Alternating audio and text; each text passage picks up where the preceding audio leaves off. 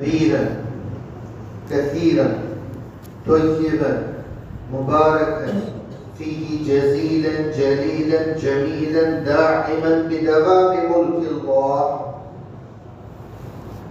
وأفضل صلواته وسلامه على حبيب الله صلى الله تعالى عليه وسلم.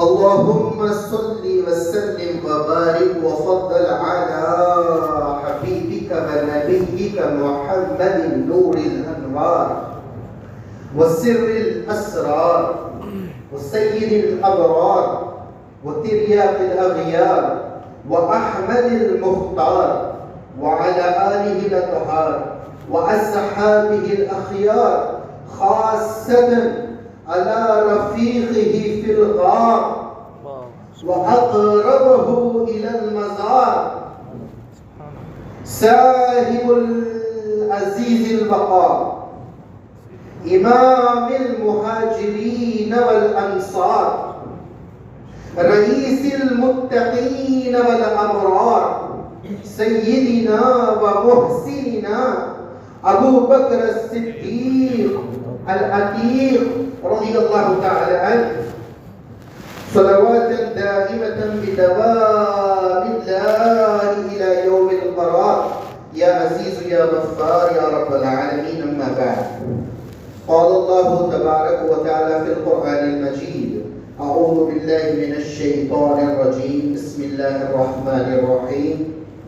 اقتربت الساعة وانشق القمر، صدق الله العظيم وصدق رسوله النبي الأمين الكريم صلى الله تعالى عليه وعلى آله وصحبه أجمعين.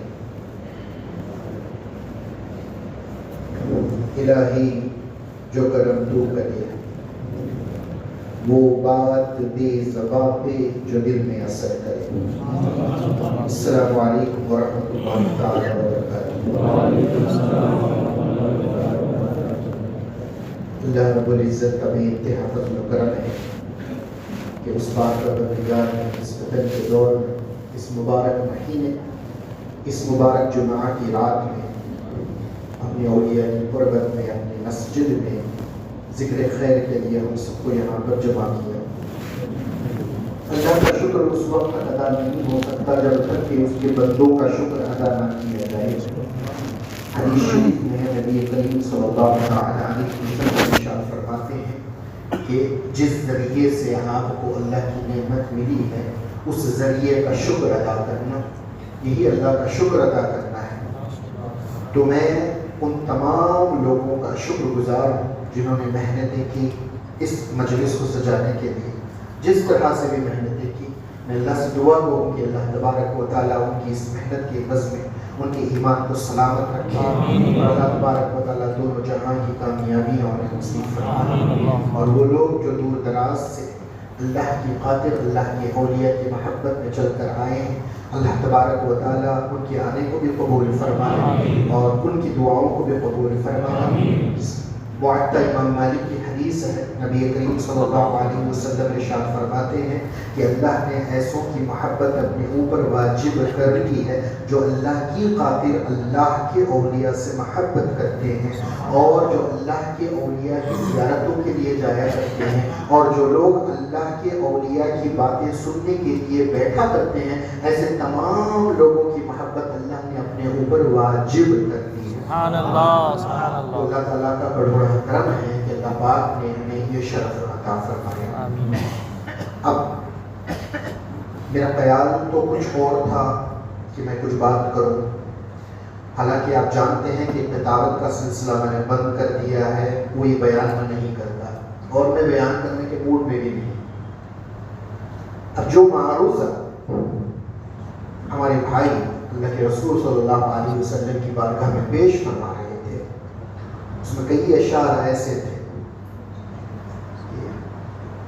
جو حضور صلی اللہ علیہ وسلم کو قریب سے جانتے ہیں، ان کی کیفیت کچھ اور ہوتی ہے.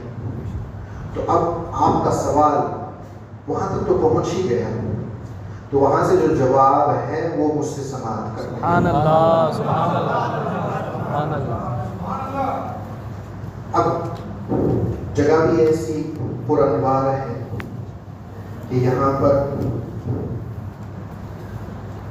نقشبندیہ سرور بھی ہے اور غوث پاک کا نور بھی ہے. سبحان اللہ. کیونکہ جو بزرگ یہاں پر آرام فرما رہے ہیں آپ کا تعلق جو ہے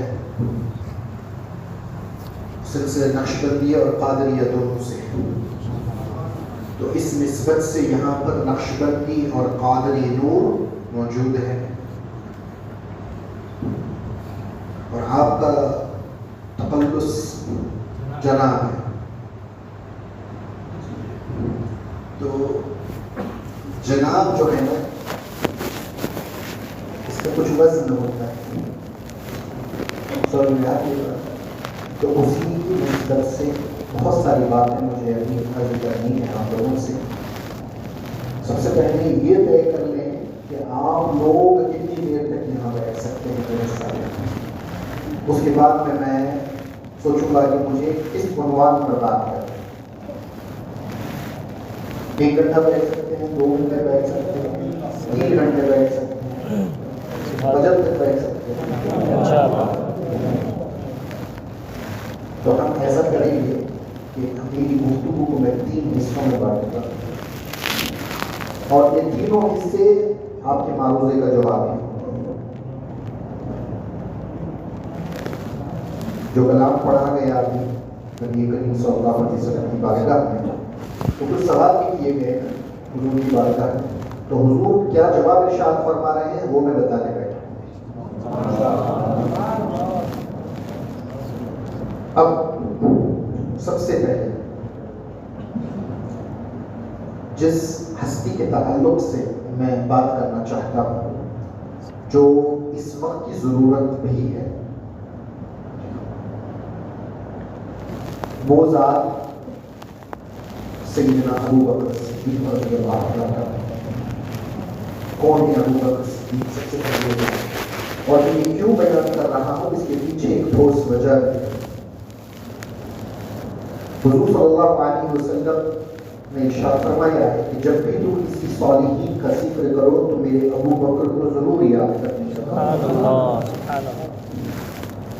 تو ابو بکر سب کے القابات ہوتے ہیں، سب کا کچھ نہ کچھ لقب ہوتا ہے. کوئی محبوب سبحانی ہے، کوئی محبوب الہی ہے، کوئی محبوب یزدانی ہے، کوئی کچھ ہے، کوئی کچھ ہے، کوئی شیر خدا ہے، وغیرہ وغیرہ وغیرہ. تو عالمین میں صدیق اکبر رضی اللہ تعالیٰ عنہ کا لقب ہے خادم اللہ. خادم اللہ، اللہ کا خدمت گزار. سبحان اللہ. یہ وہ ذات ہے جو انبیاء علیہ السلام کے بعد سب سے افضل و اعلیٰ ہے. ہم سب اہل سنت والجماعت ہیں. ہمارا عقیدہ اہل سنت کا وہی عقیدہ ہے جو مولا کائنات نے دیا ہے. یہ ہمیشہ یاد ہے. جو عقیدہ ہمیں مولا کائنات علی المرتضیٰ رضی اللہ تعالیٰ عنہ نے دیا ہے وہی ہمارا عقیدہ ہے. اسی عقیدے کو بیان کرنے والے امام اعظم ابو حنیفہ ہے. اسی عقیدے کو بیان کرنے والے سیدنا غوث اعظم دستگیر محی الدین شیخ عبد القادر جیلانی. اسی عقیدے کو بیان کرنے والے سلطان الہند خواجہ معین الدین چشتی اجمیری ہیں.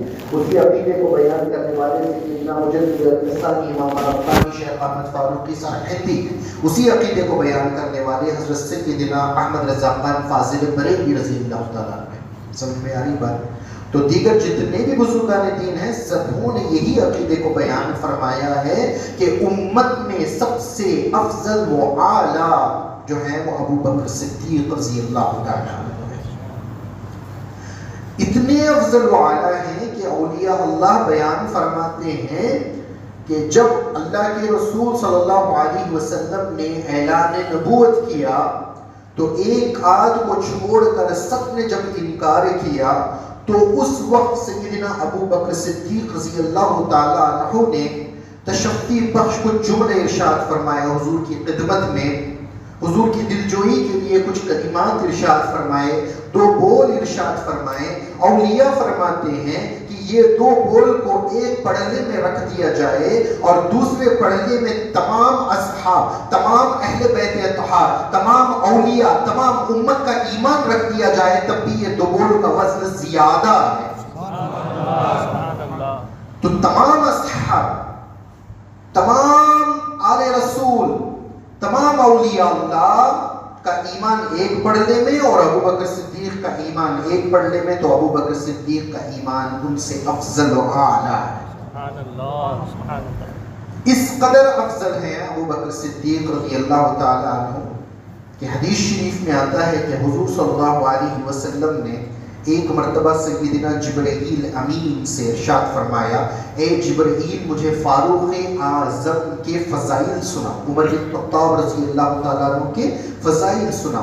تو اس کے جواب میں صدیق اکبر رضی اللہ تعالیٰ عنہ نے فرمایا، یا رسول اللہ صلی اللہ علیہ وسلم اگر میں 900 برس بھی عمر بن خطاب رضی اللہ تعالیٰ عنہ کے فضائل بیان کرتا رہوں تو ختم نہ ہوں گے، لیکن یہ بھی بتا دوں کہ ابو بکر صدیق رضی اللہ تعالیٰ عنہ کی ہزارہ نیکیوں میں سے ایک نیکی کا نام عمر بن خطاب رضی اللہ تعالیٰ عنہ۔ تو اسے اندازہ لگایا جا سکتا ہے کس قدر محبوب تھے ابو بکر صدیق رضی اللہ تعالیٰ عنہ، اللہ اور اس کے رسول صلی اللہ علیہ وسلم کے کس قدر محبوب ہیں۔ آپ کو پتہ نہیں جانتے ہوں گے یا نہیں جانتے ہوں گے، معراج کی شب جب نبی کریم صلی اللہ علیہ وسلم عرش پر جلوہ گر ہوئے تو اللہ نے جو کلام فرمایا حضور صلی اللہ علیہ وسلم سے، وہ آواز ابو بکر صدیق رضی اللہ تعالیٰ، تاکہ محبوب کو یہ آواز بہت پسند ہے تو اللہ نے اسی آواز میں حضور صلی اللہ علیہ وسلم سے کلام فرمایا۔ معراج میں جاتے وقت ایک ایسا مقام آیا جس کو مقام حیرت کہتے ہیں، وہاں پر مخلوق ہے ہی نہیں، کچھ بھی نہیں، تو اس مقام کا نام مقام حیرت ہے۔ جب محبوب صلی اللہ علیہ وسلم کو وہاں پہنچ کر تھوڑی سی بے قراری کا احساس ہوا تو فوراً اللہ تبارک و تعالیٰ نے اس مقام پر سیدنا ابو بکر صدیق رضی اللہ تعالیٰ عنہ کے چہرے کو پیش فرمایا۔ سبحان اللہ، سبحان اللہ۔ تو یہ فضیلتیں ابو بکر صدیق رضی اللہ عنہ بہت زیادہ ہیں، بہت زیادہ، میں بیان نہیں کر سکتا، لیکن کیوں اتنی فضیلتیں ہیں، وہ کیا شے ہے ابو بکر صدیق رضی اللہ تعالیٰ عنہ، وہ کیا چیز ہے جو انہیں اللہ اس کے رسول صلی اللہ علیہ وسلم کا محبوب بنا دی۔ چند چیزیں بتاتا ہوں۔ آپ کی بس ایک ہی خواہش تھی کہ جو کچھ ملا ہے وہ سب نبی پر قربان کر دو، سب کچھ قربان کر۔ سب کا ایک ذوق ہوتا ہے، سب کا ایک شوق، سب کی ہمت ہوتی ہے، سمجھے، ہر ایک کی ہمت الگ الگ ہوتی ہے، حساب الگ الگ ہوتا ہے، لیکن ابو بکر صدیق کے پاس نہ کوئی حساب نہ کوئی کتاب، بس جو ہے وہ نبی کریم صلی اللہ علیہ وسلم پر فدا کر دو۔ عالم آپ کا ایسا ہوا کرتا تھا، آپ مشہور واقعہ جانتے ہیں، برکت عرض کر رہا ہوں، ہمیشہ صحابہ میں سے بہت سارے ایسے صحابہ تھے جو کمپٹیشن کرتے تھے ابو بکر صدیق رضی اللہ عنہ سے تاکہ ان سے آگے بڑھ جائے۔ یہ ہیلتھی کمپٹیشن تھا، یہ بغض نہیں تھا، حسد نہیں تھا، یہ چاہتے تھے کہ حضور کی محبت میں ہم آج آگے بڑھ جائیں۔ یہ ایسا ہونا ہی چاہیے، ہر امتی کو چاہیے، صحابہ تو دور کی بات، امتی میں یہ جذبہ ہونا چاہیے کہ میں حضور کی محبت سب سے زیادہ حاصل کر لوں، بھلے ہی میں اس زمانے میں موجود ہوں۔ جذبہ تو یہی ہونا چاہیے، ہے نا؟ تو نبی تو سب کے نبی ہیں، صحابہ کے بھی ہیں، تابعین کے بھی ہیں، تبع تابعین، ہم سب کے نبی ہیں۔ تو نبی کی نسبت کے اعتبار سے ہم سب امت ہیں، اور پوری امت میں یہ جذبہ ہونا چاہیے کہ میں سب سے آگے بڑھوں اللہ اور اس کے رسول کو راضی کرنے کے لیے۔ لیکن ہوتا یہ تھا کہ اس وقت سے لے کر آج تک کوئی ایسا بھی نہیں پیدا ہوا کہ جو ابو بکر صدیق رضی اللہ تعالیٰ عنہ سے آگے بڑھ سکا، نہ کوئی بڑھ سکے گا۔ تو فاروق اعظم رضی اللہ تعالیٰ عنہ نے ایک مرتبہ ارادہ کیا کہ جب حضور صلی اللہ علیہ وسلم نے اللہ کی راہ میں کچھ مانگا صحابہ سے، تو اس وقت فاروق اعظم نے خیال کیا کہ آج تو مجھے بازی لے کر جانا ہے، آج تو مجھے بازی لے کر جانا ہے۔ تو فاروق اعظم نے ارادہ کیا، پورا کیلکولیٹ کیا، اپنی جتنی پراپرٹی ہے سب کا 50-50 کر دیا، 50% میں اپنے پاس رکھ لیتا ہوں اور 50% جو بھی ہے نا وہ سب اللہ کی راہ میں حضور کے قدموں میں نچھاور کر دوں گا۔ یہ سوچ کر اپنی آدھی دولت کو لے کر جو ہے حضور صلی اللہ علیہ وسلم کی بارگاہ میں پہنچے اور حضور نے قبول فرما لیا. تو اب انتظار کر رہے تھے کہ ابو بکر صدیق کیا لے کر آئیں گے. سیدنا صدیق اکبر رضی اللہ تعالیٰ عنہ کچھ موٹی تھی, کچھ جھاڑو تھی, کچھ وغیرہ چھوٹے موٹی چیزیں ہاتھوں میں سمیٹ کر لے کر آئے. حضور نے پوچھا ابو بکر کیا لائے؟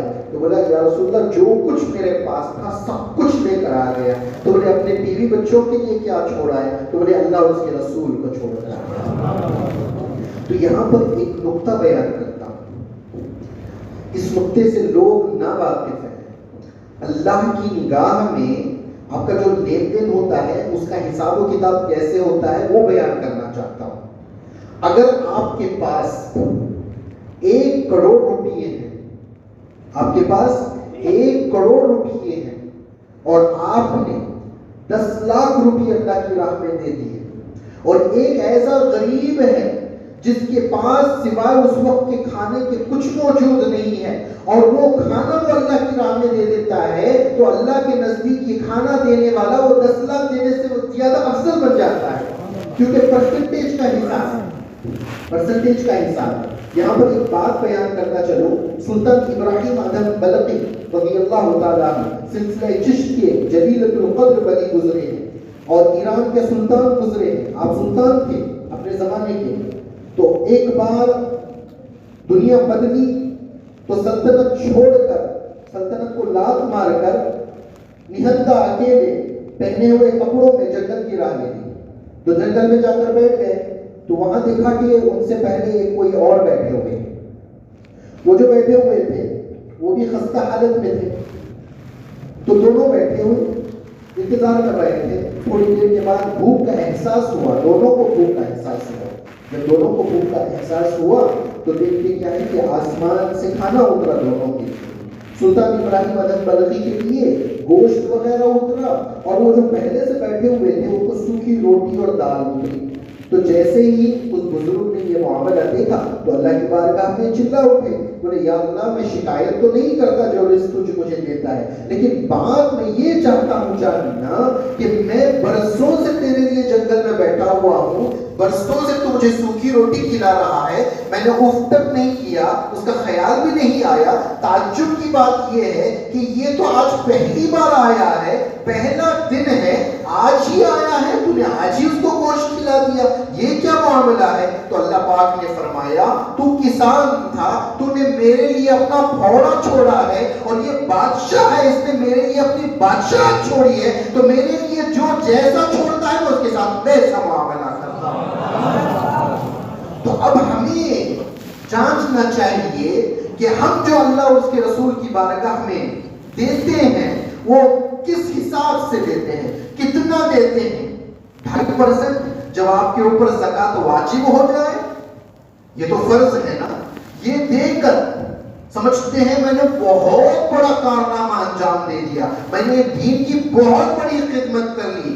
نہیں, آپ نے خدمت نہیں کی ہے, جو اللہ پاک نے آپ کو دیا ہے اس کا ٹیکس وصول کیا ہے, اللہ ہی نے دیا ہے, اللہ ہی مانگ رہا ہے, تو اس میں آپ کے دینے سے کچھ بھی کمال نہیں ہے. کمال تو تب ہے جب آپ کا نفس چاہے کہ اس کو اپنے پاس رکھے اور اللہ کے یہاں اس کے رکھنے سے بھی گرفت نہ ہو, تب بھی اللہ کے لیے جب لٹایا جائے تب جا کر کوئی بندہ اللہ کی بارگاہ میں معزز ہوتا ہے, چاہے وہ جان ہو چاہے وہ مال ہو. تو سیدنا صدیق اکبر اپنا سب کچھ اللہ کے رسول صلی اللہ علیہ وسلم پر نچھاور کر کے, جان بھی مال بھی سب کچھ حضور صلی اللہ علیہ وسلم کے اوپر نچھاور کر کے. ایک واقعہ بتاتا ہوں میں آپ کو. ایک تو مال دے دینا, پھر اس کے بعد جو کیفیات پیدا ہوتی ہیں انسان کے اندر, جیسے ہم عموماً دیکھتے ہیں آج کل مسجد جو ہوتی ہے وہ اللہ کا گھر ہے نا. اگر میں نے مسجد بنائی, سارے پیسے میرے ہی لگے, میں نے 1 روپیہ کسی سے نہیں مانگا, اپنی محنت کی کمائی سے میں نے مسجد بنائی اور میں نے بول دیا یہ مسجد ہے, تو جس دن میں نے کہہ دیا یہ مسجد ہے وہ میری ملکیت باقی نہیں رہی, میں اس کا مالک نہیں. جب میں اس کا مالک نہیں تو اس کے اوپر میرا کوئی زور نہیں چل سکتا. سمجھ رہے بات. اب بندے مسجد میں آتے ہیں نماز کے, مسجد کس کی؟ اللہ کی. بندے جو آ رہے ہیں کس کے؟ اللہ کے. میں نے بنائی ہے مسجد, لیکن مجھے حق نہیں کہ میں کسی کو روک سکوں، میں ان کے اوپر اپنا رباب جما سکوں، ان کو میں ٹوکوں۔ اب جیسے عموماً ہوتا ہے، بنانے والے تو کوئی اور ہوتے ہیں مسجد، لیکن ہم کمیٹی بناتے ہیں، صدر سیکریٹری بناتے ہیں، لیکن کیا روب ہوتا ہے صدر صاحب کا، سیکریٹری صاحب کا، مسجدوں میں جو چاہے کرتے پھرتے ہیں۔ یہ اللہ کے نزدیک غلیظ لوگ ہیں جو اپنی مساجد کو اپنی ملکیت سمجھتے ہیں، غلیظ لوگ ہیں۔ جب مسجد جو بنایا ہے اس کا حق نہیں ہے مسجد میں، تو صدر سیکریٹری امام سے کسی کا حق نہیں ہے۔ ہاں، عالم کا حق یہ ہے کہ جو برا ہوتا ہوا دیکھے اپنے ہاتھ سے، اپنی زبان سے زبردستی روکے۔ اگر کوئی مقتدی کچھ غلط کر رہا ہے، غیر شرعی کر رہا ہے، تو اس کو روکے، چاہے وہ صدر کر رہا ہے، سیکریٹری کر رہا ہے، منسٹر کر رہا ہے، جو کوئی کرے، عالم کا حق ہے کہ روکے، کیونکہ عالم رسول اللہ کا خادم ہے اور اس کو واجب ہے کہ بتائے۔ وہ صدر کا خادم نہیں ہے، وہ سیکریٹری کا خادم نہیں ہے، منسٹروں کا خادم نہیں ہے، وہ رسول اللہ کے دین کی چاکری کر رہا ہے۔ اس سے بڑی عزت والی بات کیا ہے؟ جو عزت میں وہ ان سے افضل ہوتا ہے، تو افضل ہو کر ذلیل لوگوں کے پیچھے جانا یہ ذلت ہے۔ سب میں ایک بات تو ابو بکر صدیق رضی اللہ تعالیٰ عنہ کی بات بیان کر رہا تھا کہ یہ معاملہ ایسا ہوا۔ آپ جانتے ہیں حضرت مولا کائنات رضی اللہ تعالیٰ عنہ کے ایک بھائی تھے، حضرت عقیل ان کا نام، حضرت عقیل رضی اللہ تعالیٰ عنہ حضرت علی کے بھائی۔ تو جب انہوں نے اسلام قبول کر لیا تو اپنا زیادہ سے زیادہ وقت جو ہے حضور کی صحبت میں گزارتے، اور اللہ کے رسول صلی اللہ علیہ وسلم ان سے بڑی محبت فرماتے۔ تو اب ان کے دل میں بھی یہ بات آئی کہ جہاں دیکھو ابو بکر، جہاں دیکھو ابو بکر، جہاں دیکھو ابو بکر، اور مجھے موقع ہی نہیں ملتا ہے کہ میں کچھ کر سکوں، ٹھیک ہے۔ تو ایک دن خیال آیا، اب کیا ہوتا ہے نا، کبھی محبت جنون کی حد تک چل جاتی ہے تو انسان کو معلوم نہیں ہوتا ہے کہ وہ صحیح کر رہا ہے یا غلط کر رہا ہے، ایک جنون طاری ہو جاتا ہے۔ تو ایسا ہی معاملہ ان کو آ گیا، کیا ابو بکر، مجھے تو موقع ہی نہیں ملتا ہے۔ تو جمعہ کے دن آئے، ایک دن آئے کہ میں سب سے پہلے مسجد میں، کم سے کم سب سے پہلے مسجد میں پہنچ جاؤں، اس معاملے میں آج تو میں آگے بڑھ جاؤں۔ تو جب آ کر دیکھا تو پہلی صف میں ابو بکر صدیق بیٹھے ہیں۔ سبحان اللہ، سبحان اللہ۔ تو اب ان کو جلال آ گیا، برداشت نہیں ہوا۔ حضرت عقیل حضور کے خاندان کے ہے نا، قریش کے خاندان کے، تو کہا ابو بکر، یہ عمر میں چھوٹے تھے ابو بکر صدیق سے، بولے اٹھو، تو بولے اٹھ گئے، پیچھے جا کر بیٹھو، تو بولے دوسری صف میں جا کر بیٹھے، بولے اٹھو، وہاں سے اٹھ گئے، تیسری صف میں، چوتھی صف میں، ساتویں صف تک پہنچا دیا۔ پھر ہاتھ جوڑ کر کہتے ہیں اے شہزادے یہاں بیٹھ جاؤ، شہزادے یہاں بیٹھ جاؤ۔ مسجد نبوی کی بات ہے، اور مسجد نبوی جو بنائی گئی ہے وہ ابو بکر صدیق کے پیسوں سے بنائی گئی ہے، صدیق اکبر کے پیسوں سے زمین خرید کر مسجد نبوی بنائی گئی ہے۔ تو جس کے پیسوں سے مسجد بنائی گئی ہے اس کا یہ معاملہ ہے کہ وہ کہہ رہا ہے شہزادے میں یہاں بیٹھ جاؤں، اجازت ہو تو بولے بیٹھ جاؤ۔ تو بیٹھے، مولا کائنات میں سارا معاملہ دیکھ رہے تھے۔ تو جمعہ کی نماز ہو گئی، سب لوگ چلے گئے، تو حضور کی بارگاہ میں مولا کائنات آئے، فرمائے یا رسول اللہ میرے بھائی عقیل کی خبر لیجیے۔ بولے کیا ہو گیا؟ تو بولے ایسا ایسا معاملہ ہو گیا ہے، وہ بہت بڑھ چڑھ کر ابو بکر صدیق سے بات کر رہے ہیں، آپ ان کی خبر لیجیے۔ تو حضور نے دونوں کو بلایا، تو اس سے پہلے پوچھا، بولے کیا بات ہو گئی؟ بولے ابو بکر عقیل نے اٹھایا ان کو، وہاں سے اٹھایا، وہاں سے اٹھایا، وہاں سے اٹھایا، سلام سب میں پہنچا دیا۔ تو حضور صلی اللہ علیہ وسلم فرماتے ہیں اے عقیل کا چھوڑو، عقیل کو چھوڑو۔ میرے ابو بکر نے کیا جواب دیا؟ میرے ابو بکر نے کیا جواب دیا؟ تو فرمایا اے شہزادے اگر آپ کی اجازت ہے تو میں یہاں بیٹھ جاؤں، بس اتنا فرمایا۔ بولے دونوں کو بلاؤ، دونوں کو بلایا۔ تو پھر حضور نے کہا اے عقیل کیا تم جانتے ہو ابو بکر کون ہے؟ جب تمہارے خاندان یعنی حضوری کا خاندان تھا، سوائے علی کے، جب پورے خاندان میں میری طرف تلوار اٹھائی تھی اس وقت میرا ساتھ دینے والا ابو بکر تھا۔ جب مکے والوں نے میرا جینا تنگ کر دیا تھا، کھانا بند کر دیا تھا، پانی بند کر دیا تھا، اس وقت میرے اور میرے بچوں کے لیے کھانا فراہم کرنے والا ابو بکر تھا۔ میری امت کے بارے میں فکر کرنے والا ابو بکر ہے، میری دین کی خدمت کرنے والا ابو بکر ہے، میرے لیے دعا کرنے والا ابو بکر ہے، میری امت کے لیے دعا کرنے والا ابو بکر ہے. تو ابو بکر بولتے گئے، ابو بکر صدیق بولے یا رسول اللہ میں نے تو کبھی شکایت نہیں کی، میں نے تو کبھی نہیں شکایت کی، وہ تو شہزادے ہیں، وہ تو آپ کے خاندان کے ہیں، ان کا حق بنتا ہے کہ مجھے جہاں چاہے بٹھائے، میں راضی ہوں اس بات پر. تو یہ نرمی، یہ عاجزی، یہ انکساری ابو بکر صدیق کی تھی. تو اب حضور نے فرمایا ہے کہ اے میرے امتیوں، میرے کل صحابہ ہدایت کے ستارے ہیں، تم ان میں سے کسی کی بھی پیروی کر لو ہدایت پا جاؤ گے. تو آپ کسی کی بھی پیروی کر لو صحابی میں سے ہدایت پا لیں گے. لیکن مقام بلند اور برتر چاہتے ہو تو پیروی ابو بکر صدیق. سبحان اللہ. تو جس کی جو پیروی کرے گا وہ وہاں تک پہنچے گا، ہے نا. اب جو ٹرین میں جائے گا وہ کتنی دوری کا سفر طے کرے گا، جو پیدل جائے گا وہ کتنی دوری کا سفر طے کرے گا، اور جو فلائٹ میں جائے گا تو پیروی کس کی جائے؟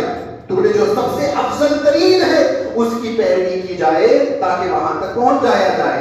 تو نرمی، عاجزی، انکساری ابو بکر صدیق سے ہمیں سیکھنی چاہیے، اور ایسا ہی ہمیں بھی عمل کرنا چاہیے تاکہ اللہ اس کے رسول کے محبوب بن جائے.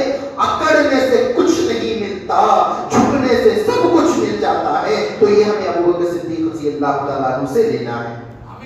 اور صبر کا عالم سیدنا صدیق اکبر رضی اللہ تعالیٰ عنہ کا داڑھ میں درد ہوا، داڑھ کا درد. جانتے ہیں کوئی داڑھ کا درد کیسا ہوتا ہے؟ ہاں خبر بھی ہے داڑھ کا درد کیسا ہوتا ہے. ایک دن 2 دن نہیں، ڈاکٹر کے پاس بھی نہیں گئے، کچھ بھی نہیں. 9 سال گزر گئے سیدنا صدیق اکبر، کسی کو خبر ہی نہیں کہ داڑھ میں درد ہے.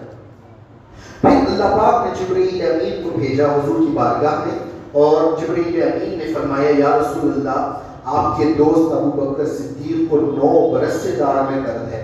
تو حضور نے ابو بکر صدیق کو بلایا، پوچھا یا ابو بکر کیوں تم نے اس کے بارے میں کبھی نہیں بتایا؟ تو بولے یا رسول اللہ یہ تو اللہ نے دیا ہے نا، اگر میں مخلوق کو اس کے بارے میں بولتا تو اللہ کی شکایت نہیں ہو جاتی. تو صبر کا عالم ابو بکر صدیق کا کیا ہے؟ صبر کا عالم یہ ہے، تبھی جا کر وہ ابو بکر صدیق بنے ہیں. سب کچھ لٹا دیا. چلو وہ تو اس وقت کی باتیں ہیں جب حضور موجود تھے. جب خلیفہ بن گئے تب تو ایک پوسٹ میں ہے نا، سب سے افضل آپ ہی ہیں امت میں، حضور پردہ فرما چکے ہیں تو سب آپ کی ماتحت ہیں. تو اس وقت کے آپ کے معاملات کیا تھے؟ معاملات یہ تھے کہ آپ امت کی خدمت کیا کرتے تھے، امت کی خدمت کیا کرتے تھے. فاروق اعظم توق میں رہتے کہ مجھے پتا چلے کہ ابو بکر صدیق کیا کیا کیا کرتے ہیں. تو معاملہ ایک بات کا یہ ہے کہ فجر کے بعد ہمیشہ ابو بکر صدیق مسجد سے نماز پڑھ کے غائب ہو جاتے، پتہ ہی نہیں ہوتا تھا کہ کہاں ہوتے. ایک بار فاروق اعظم نے ارادہ کیا کہ میں ان کے پیچھے جا کر دیکھوں کہ یہ کہاں جاتے ہیں. تو چھپ چھپ کے ان کے پیچھے چلنے لگے. تو مدینے میں تھوڑی دور جا کر ایک جھوپڑی میں داخل ہو گیا ابو بکر صدیق. تو پھر دیکھا تھوڑی دیر اندر رہے، پھر 2-3 گھنٹے رہنے کے بعد واپس چلے گئے. تو جب وہ چلے گئے تو فاروق اعظم گھر میں داخل ہوئے تو دیکھا ایک نابینا بوٹی ہے، اس کی بیٹیاں نواسیاں وغیرہ وغیرہ گھر میں موجود ہیں. تو فاروق اعظم جیسے ہی گئے، بوٹیا نے بولا کون ہے؟ تو بولے میں عمر بن خطاب ہوں. بولے میں عمر بن خطاب ہوں. تو بولے کس لیے آئے ہو؟ تو بولے بوڑھی ماں یہ جو شخص آیا تھا وہ کیا کرتا ہے؟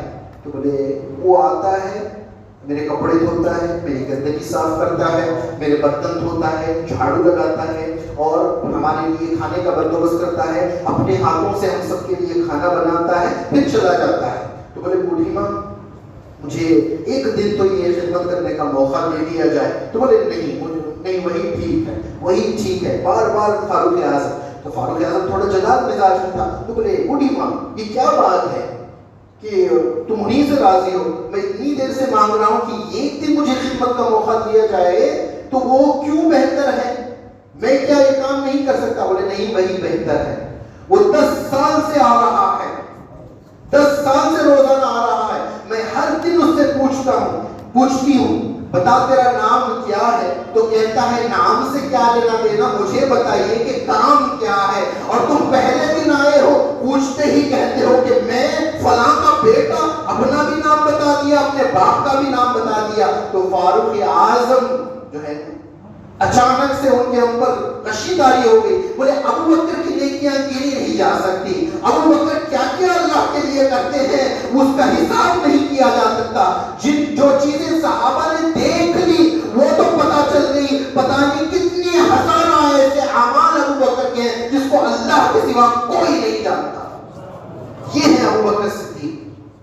جب حضور صلی اللہ علیہ وسلم کے آخری دن آئے نا, تو جب آپ مسجد نہیں آیا کرتے تھے تو ارادہ کیا کہ ابو بکر صدیق کو امام بنا دیں. تو حضور نے اعلان کیا ابو بکر کو امام بنا دیا جائے. تو ام المؤمنین سیدہ عائشہ صدیقہ رضی اللہ تعالیٰ عنہا, حضور کی زوجہ ابو بکر صدیق کی بیٹی نے عرض کیا یا رسول اللہ, میرے والد ایک لمحے کے لیے بھی آپ کے مصلی پر کھڑے نہیں ہو پائیں گے. میں التجا کرتی ہوں کہ آپ کسی اور کا نام لے لیں.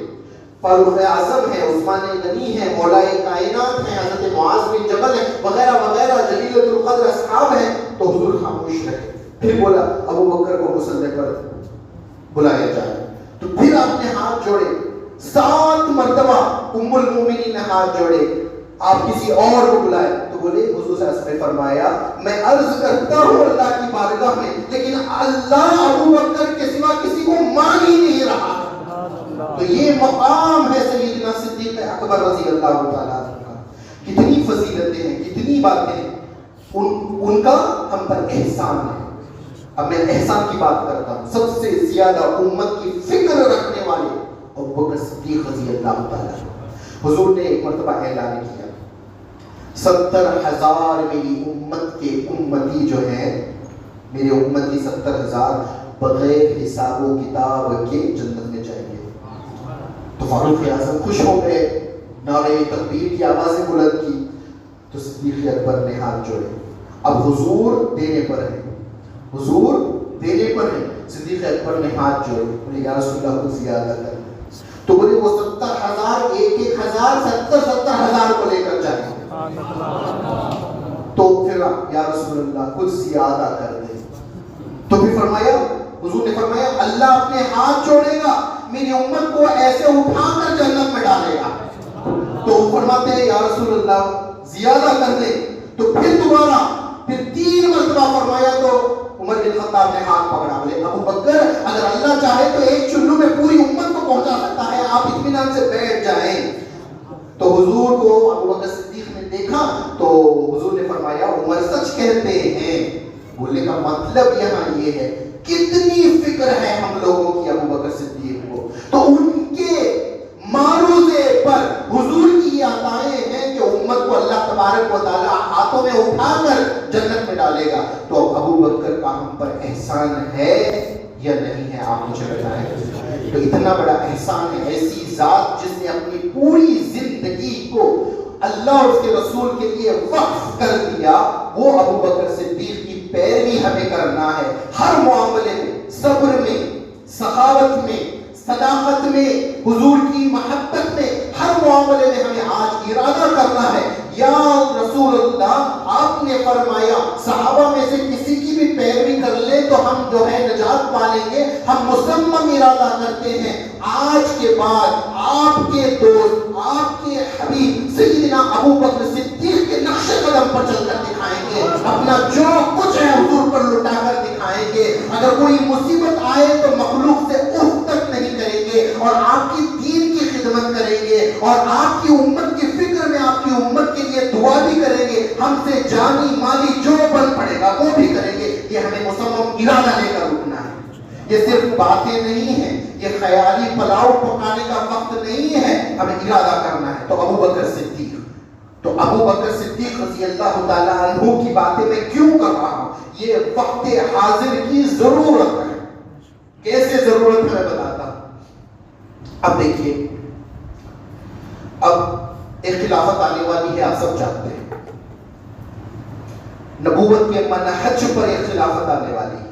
عنقریب دنیا میں ایک خلافت آنے والی ہے. تو اس کے تعلق سے بیان کرنے سے پہلے میں آپ کو بتا دوں وہ خلافت ہے کیا. صدیق اکبر رضی اللہ تعالی عنہ کی جو طریقت تھی, ایک شریعت ہوتی ہے, ایک طریقت ہوتی ہے, سمجھ میں یہ بات. تو شریعت اس میں بدلاؤ نہیں, ہر کسی کو ویسا ہی عمل کرنا ہے. طریقہ سب کی جدا جدا ہوتی ہے. تو صدیق اکبر کی جو طریقت ہے نا، تو نور طریقت ابو بکر کا نور طریقت کا حصہ لے کر، پھر فاروق اعظم کی نور عدالت کا حصہ لے کر، عثمان غنی کی نور سخاوت کا حصہ لے کر، مولائے کائنات کی نور شجاعت کا حصہ لے کر، سیدنا امام حسن المجتبی رضی اللہ تعالی عنہ کی نور شرافت کا حصہ لے کر، اور سیدنا امام حسین شہید کربلا کی نور استقامت کا حصہ لے کر، سیدنا غوث الاعظم دستگیر محی الدین شیخ عبد القادر جیلانی رضی اللہ تعالیٰ عنہ کی نور غوثیت کا حصہ لے کر، اور سیدنا مجدد الفسانی امام الربانی شیخ احمد فاروق سرہندی کی نور مجددیت کا حصہ لے کر، اتنے نور ملا کر دیکھیں گے تو امام مہدی کی نور امامت بنتی ہے۔ سبحان اللہ، سبحان اللہ۔ سمجھے؟ تو امام مہدی کون ہے؟ امام مہدی علیہ السلام اولاد علی میں سے ہیں، اولاد فاطمہ میں سے، سبحان اللہ۔ لیکن آپ کا سلسلہ صدیق اکبر سے ملتا ہوگا، آپ نقشبندی ہوں گے، آپ مجددی ہوں گے، تو دیکھنا اب جو مزاج رہے گا اس خلافت کا، جو نظام رہے گا اس خلافت کا، وہ طریقہ ابو بکر صدیق رضی اللہ تعالیٰ عنہ کا رہے گا۔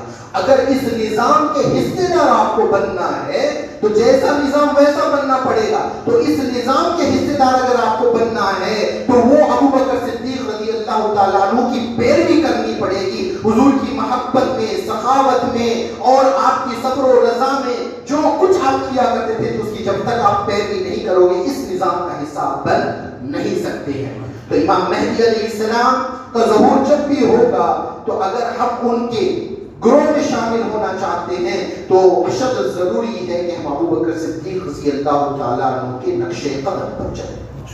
تو یہ برکتاً کچھ باتیں میں نے سیدنا ابو بکر صدیق کے تعلق سے اور امام مہدی علیہ السلام کا بس میں نے دو چار بول کر تذکرہ کیا۔ اب اس طرف آتا ہوں میں جو بہت سارے لوگوں نے مجھ سے پوچھا ہے، سوال جواب کیے ہیں، اینڈ ٹائمز کے تعلق سے، آخر الزمان کے تعلق سے۔ دیکھیے آخر الزمان ہے تو آخر الزمان ہے تو کہ ہم انتظار میں بیٹھیں گے، امام مہدی علیہ السلام جب آئیں گے تب آئیں گے نا، تو جب تک وہ آئیں گے ہم ہاتھ پر ہاتھ لے کر بیٹھیں گے؟ ایسا تو نہیں ہے نا۔ تو ہمیں کرنا کیا ہے؟ ہمیں دین کی خدمت، حضور کی سنتوں کو جگانا ہے، حضور کی سنتوں کو زندہ کرنا ہے، اور امام مہدی علیہ السلام کے لیے راستہ بنانا ہے۔ اب پوچھ رہے ہیں لوگ، پوچھ رہے ہیں، اب معروضہ آپ نے پیش کیا حضور کی بارگاہ میں، کہاں ہیں وہ اصحاب جو جنگ بدر میں تھے، جنگ حنین میں تھے، جو مکے میں آپ کے ساتھ تھے، ان کی آج ضرورت ہے؟ یہ ہم پوچھ رہے ہیں نا۔ بولے ضرورت کیا ہے؟ حضور فرماتے ہیں ان کی جب ضرورت تھی ان کی ضرورت انہوں نے پوری کی، اب تمہاری دین کو ضرورت ہے، اب تم پوری کرو، ان کو مت بلاؤ۔ اللہ اکبر، یا رسول اللہ، یا رسول اللہ، یا علی۔ آرام ان کو نہیں چاہیے کیا؟ جان مال سب کچھ تو گوا دیا، سب کچھ لٹا دیا اللہ اور اس کے رسول کی بارگاہ میں، حضور کے اصحاب میں، ابھی بھی ان کو بلایا جائے، ابھی بھی ان کو بلایا جائے۔ ہم کیوں آئے؟ کھانے پینے کے لیے، آرام کرنے کے لیے، ایسے ہی چلے جانے کے لیے؟ ہمارا کوئی حصہ نہیں ہے۔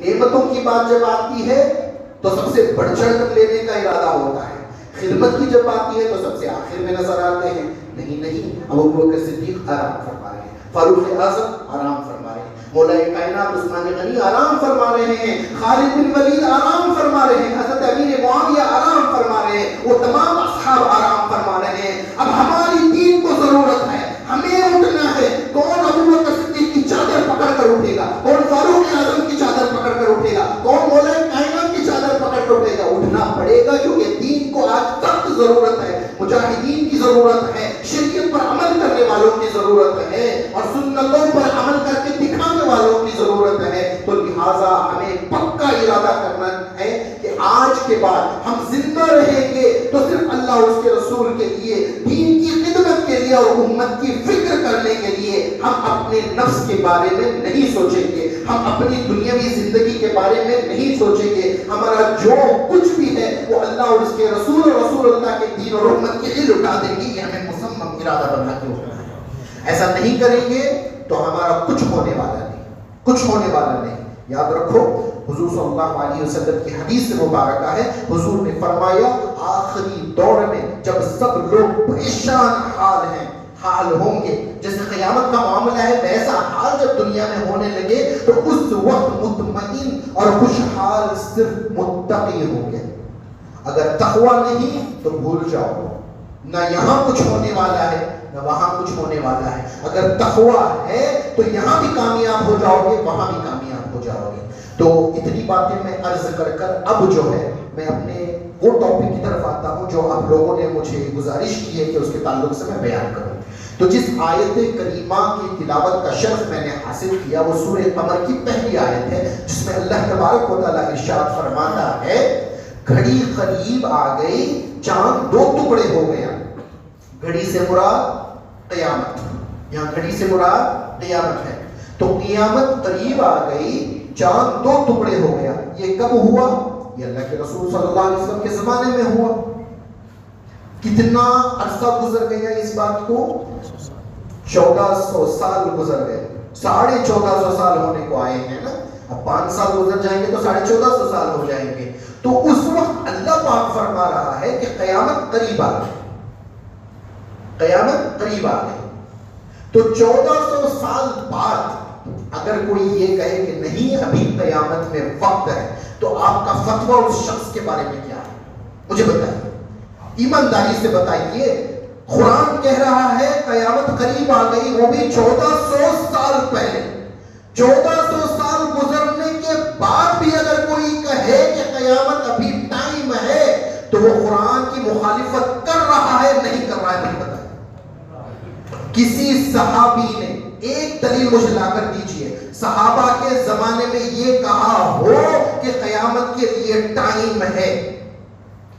حضور دجال کا تذکرہ, قیامت کی نشانیوں کا تذکرہ اس طرح کیا کرتے تھے کہ صحابہ فرماتے ہیں ہمیں لگتا تھا کہ گویا بھی وہ کسی کھجور کے پیڑ کے پیچھے چھپا ہوا ہے. قیامت کی بات کرتے تو صحابہ کو لگتا کہ ابھی قیامت آنے والی ہے. یہ ان کا ایمان تھا کہ وہ سمجھتے تھے کہ قیامت کبھی بھی آ سکتی ہے. لیکن آج کے لوگوں کا چھوڑو, علماء سے جا کر پوچھو تو وہ لوگوں کو کہتے نہیں ابھی اس کے لیے ٹائم ہے, اس کے لیے ٹائم ہے. ٹھیک ہے بھائی, آپ بول رہے ہیں ٹائم ہے, عالم ہو نا آپ لوگ, عالم ہو, ٹائم ہے تو ہر بات دلیل سے بات کرنی چاہیے. دعوے تو کوئی کچھ بھی کر سکتا ہے, دعوے میں کوئی پرابلم نہیں ہے, دلیل میں پرابلم ہوتا ہے, ثبوت دلیل کا ہوتا ہے. دعویٰ کرنے کو فرعون نے کہہ دیا نا میں اللہ ہوں, میں خدا ہوں. دعویٰ تو کچھ بھی کوئی کر سکتا ہے, دلیل چاہیے نا. دلیل یہ ہے کہ خدا کے سوا کوئی خدا ہو ہی نہیں سکتا ہے نا. تو اب ہم نے کہا کہ وقت بہت قریب ہے, ہم نے کیلکولیشنز بتائے اور اپنی من گھڑت کیلکولیشنز نہیں بتائے ہیں, ہم نے حدیثوں کو سامنے رکھ کر کیلکولیشنز بتایا ہے. تو آپ بھی بتائیے نا, اگر آپ بتا رہے ہیں تو ٹائم ہے تو کس حدیث سے, کس ذریعے سے آپ کو یہ خبر ملی ہے کہ ابھی ٹائم ہے؟ تو ان کے پاس دلیل کوئی نہیں, بس ٹائم ہے. کیوں؟ نفس بول رہا ہے, شیطان بھونک مار رہا ہے تو وہ ایسے ہی کہہ رہے ہیں. تو بولنے والے بہت سارے علماء ہیں, بہت سارے علماء ہیں, سمجھے. تو علماء دو قسم کے ہوتے ہیں, یاد رکھیے. عوام الناس کو بتانا ضروری ہے. جب میں عالموں کے تعلق سے زیادہ بات کرتا ہوں تو ہمارے ایک عالم صاحب تھے, انہوں نے مجھے آ کر پوچھا, مجھے بولا, کان میں بولا, اس قدر علماء کے بارے میں مت بتائیے لوگوں کو, علماء کی طرف سے بدظن ہو جائیں گے, وہ دور چلے جائیں گے. میں بولا یہ بات میں نے تھوڑی نہ بولی ہے, یہ تو حدیث مبارکہ ہے, آپ مجھے حدیث بولنے سے روک رہے ہیں. اگر ایسا ہی معاملہ ہوتا تو حضور کو تو نہیں بولنا چاہیے تھا نا, حضور نے بول دی. اور ہمارے اوپر ذمہ داری ہے کہ جو حضور سے جو ملے آگے پہنچا دے, تاکہ عوام بھی جاگے کہ کون سچائی پر ہے, کون جھوٹ پر ہے, سمجھے. تو علماء دو قسم کے ہوتے ہیں, ایک علماء حق ہوتے ہیں, ایک علماء سو ہوتے ہیں. علماء حق کی پہچان حضور نے کیا بتایا؟ علماء حق وہ ہیں جن کے گھروں پر, جن کے دروں پر منسٹرز اور پیسے والے آتے ہیں, اور علماء سو وہ ہیں جو منسٹرز کے دروں پر جاتے ہیں, جو پیسے والوں کے دروں پر جاتے ہیں. تو جس عالم کو پیسے والوں کے گھروں پر دستک دیتا ہوا دیکھو, سمجھ جاؤ علماء سو میں سے ہے، اور جس عالم کے گھر منسٹرز کو اور پیسے والوں کو آتا دیکھو تو سمجھ جاؤ وہ علماء حق میں سے ہے. یہی حضور صلی اللہ علیہ وسلم نے بتایا. سبحان اللہ. بڑی بڑی دلیل نہیں. بیان تو کوئی بھی کر سکتا ہے، اچھے کپڑے کوئی بھی پہن سکتا ہے، صورت علماء کی اولیاء کی کوئی بھی بنا سکتا ہے، لیکن ولایت، تقوی، پرہیزگاری یہ سب باطنی چیزیں ہیں نا، اس کا کوئی تعلق نہ امامے سے ہے، نہ جھبے قبے سے ہے، نہ تسبیح سے ہے، نہ مسجد سے ہے. اس سے کوئی تعلق نہیں ہے. مسجد میں ریاکار بھی آتا ہے، متقی بھی آتا ہے، تو وہ تو اللہ جانتا ہے نا کہ کون ریاکار ہے کون متقی ہے. تو پہچان کے لیے حضور نے علم نہیں بتایا، عمل نہیں بتایا، کچھ نہیں بتایا جو پیسے والوں کے پیچھے جائے تو وہ جہنم کے کتے ہیں، اور جو جن کے پیچھے پیسے والے آئے وہ میرے خلفاء ہیں. تو ہمیں دیکھنا پڑے گا. تو عالم بول رہے ہیں، بولے عالم صاحب نے بولا ابھی اس کے واسطے ٹائم، تو عالم صاحب سے پوچھ کر تو آؤ کہ دلیل کیا ہے. اب میں آپ کو سہل طریقے سے کچھ حدیث ہے، برکت بھی حاصل ہو جائے گی، اور ہو سکتا ہے جن لوگوں نے یہ باتیں پہلے کبھی نہیں سنی ہے ان کے لیے جو ہے ایک ذخیرہ مل جائے گا اس معاملے میں. حضور صلی اللہ علیہ وسلم کی 7 حدیثیں، ایک بخاری شریف میں، ایک مسلم شریف میں، ایک احمد بن حنبل، دیگر کتابوں میں ہے. تو حدیث شریف یہ ہے کہ حضور نے فرمایا، خلاصہ کلام یہ ہے کہ میری امت کی عمر 1500 سال. سمجھے؟ امام جلال الدین سیوطی رضی اللہ تعالیٰ عنہ نے اپنے فتاوی میں اس کا ذکر کیا ہے. سمجھے؟ بہت سارے بزرگان دین نے کیا ہے. میری امت کی عمر 1500 سال. کلام حضور صلی اللہ علیہ وسلم نے ایسا شروع کیا کہ بولے میری امت کی عمر 1 دن ہے، اور میں اللہ سے امید کرتا ہوں کہ مجھے نصف دن اور دے دیا جائے گا. صحابی نے پوچھا کہ نصف دن سے مراد کیا ہے، تو حضور نے فرمایا 500 برس. یعنی قرآن میں بھی اگر آپ دیکھیں گے نا تو ہمارے جو 1000 سال ہیں وہ اللہ کے نزدیک 1 دن ہے. تو اسی حساب سے آدھا دن 500 برس ہو گیا. تو 1500 سال امت کی عمر ہے. یہ بات طے. اور ایک حدیث سے نہیں، یہ خبر واحد نہیں ہے، کیونکہ خبر واحد سے عقیدے نہیں بنتے ہیں. سمجھے؟ اب یہ 7 حدیث، اور حدیثیں بھی کون سی؟ بخاری اور مسلم شریف کی حدیثوں میں. ہاں، بخاری اور مسلم شریف کی حدیثوں میں 1500 سال، 1 دن، 1.5 دن ایسا نہیں آیا ہے. کیلکولیشن بتایا گیا ہے کہ یہودیوں کو اللہ نے کس وقت تک کا ٹائم دیا؟ طلوع آفتاب سے ظہر تک کا ٹائم دیا.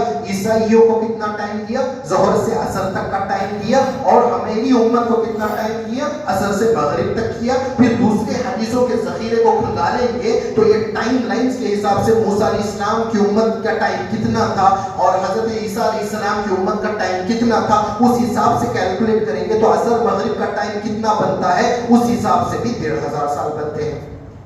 یہ امت کی عمر ہے. اب امت کی عمر 1500 سال ہی ہے، تو اب کتنے سال بچ گئے؟ کتنے سال بچ گئے؟ 56 ایئرس.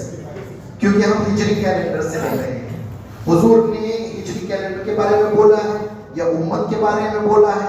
امت کے بارے میں اگر بولا ہے نا، امت ہی کے بارے میں بولا ہے، تو جس دن ابوبکر صدیق نے اسلام قبول کیا امت شروع ہو گئی. تو امت کا وقت تو اس وقت سے شروع ہو گیا. لیکن حکمت اللہ اس کے رسول جانتے ہیں کہ حضور ابوبکر صدیق کے قبولیت اسلام سے ٹائم لائن بتا رہے ہیں، یا جیسے مولا کائنات نے ہجری کیلنڈر شروع کیا وہاں سے بتا رہے ہیں. کیونکہ جب آپ یہ ارشاد فرما رہے تھے تو وہ مدینہ شریف میں بیٹھ کر ارشاد فرما رہے تھے، اور ہجری کیلنڈر مدینہ شریف میں ہجرت کر آنے کے بعد شروع ہوا ہے. تو 2 پاسبلٹی، یا تو مکے کی زندگی کے 13 سال جو ہے وہ ڈیڈکٹ کر لیں. 46 میں سے تو کتنے بچے؟ 43. 56 میں سے 43، یا تو 43 ایئرز بچے یا نہیں تو 56 ایئرز بچے. اس سے زیادہ تو نہیں. اب جب یہ بات ثابت ہو گئی کہ امت کی عمر ہی 56 ایئرز ہے، تو اب ہمیں دیکھنا پڑے گا کہ حضور نے یہ بھی فرمایا ہے کہ جناب عیسیٰ قیامت سے پہلے تشریف لائیں گے اور وہ 40 سال تک دنیا میں حکومت کریں گے. تو 40 سال تو عیسیٰ علیہ السلام کی حکومت کے نکل جائیں گے. تو اس سے پہلے جو ہے امام مہدی علیہ السلام، دجال کا آنا وغیرہ وغیرہ، یہ معاملات اس سے پہلے کے ہیں. تو آپ ہی مجھے بتا دیجئے گا کہ اس زاویے سے اگر دیکھا جائے، اس کیلکولیشن سے دیکھا جائے تو ہمارے پاس کتنا وقت ہے؟ ہاں کتنا وقت ہے؟ اندازہ کچھ لگا سکتے ہیں؟ کیونکہ ایسا نہیں کہ عیسیٰ علیہ السلام جس دن وصال فرما گئے اسی دن قیامت آ جائے گی. حدیثوں میں آیا ہے کہ عیسیٰ علیہ السلام کے پردہ فرمانے کے بعد بھی ان کے خلیفے کی حکومت رہے گی. پھر رفتہ رفتہ لوگ جو ہے تمام مسلمان ختم ہو جائیں گے, اس کے بعد صرف کافر رہ جائیں گے, کافروں کے اوپر قیامت آئے گی. ٹھیک ہے, تو اب عیسیٰ علیہ السلام کی 40 سالہ حکومت, پھر اس کے بعد میں ان کے خلیفے کی حکومت, اس سے پہلے امام مہدی علیہ السلام کا ظہور, یہ تمام معاملات اٹھا کر دیکھیں گے تو امام مہدی کا ظہور اب کبھی بھی ہو سکتا ہے. ایک بات اور بتا دوں, جو انسان اپنے آپ کو امام مہدی بولے نا وہ جھوٹا ہے. امام مہدی وہ ہوں گے جن کو جب بولا بھی جائے گا کہ آپ مہدی ہیں تو وہ مہدی ہونے کا انکار کریں گے. یہ دلیل ہے ان کے امام مہدی ہونے کی.